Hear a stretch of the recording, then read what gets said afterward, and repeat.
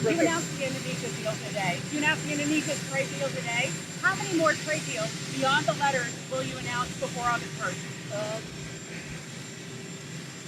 We're working on probably 5 or 6. Of the 5 or 6, I'm not sure I really want to do them. You know, you want somebody that knows how to negotiate. But we'll probably have 2 or 3.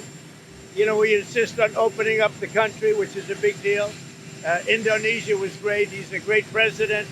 And we made a terrific deal where they opened up the entire country to trade with the United States. We weren't allowed to go in and trade.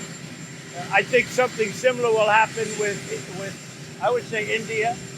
And we have a couple of others. But I have to tell you, for the most part, I'm very happy with the letters. You know, the letters are a deal. You know, I can't explain it any better. The letters are a deal. The press doesn't want to pick that up. But I will veer from those deals on occasion when somebody is willing. Like if Japan would open up their country, they don't do that. They just don't do that. And I don't either. I don't subscribe to it one way or the other. But they won't do that. So we might just stick with the letter. So we don't forget, we'll be releasing a letter soon talking about many countries that are much smaller, where you're not going to do letters per se. You might do an individual letter, but it's going to go very quickly.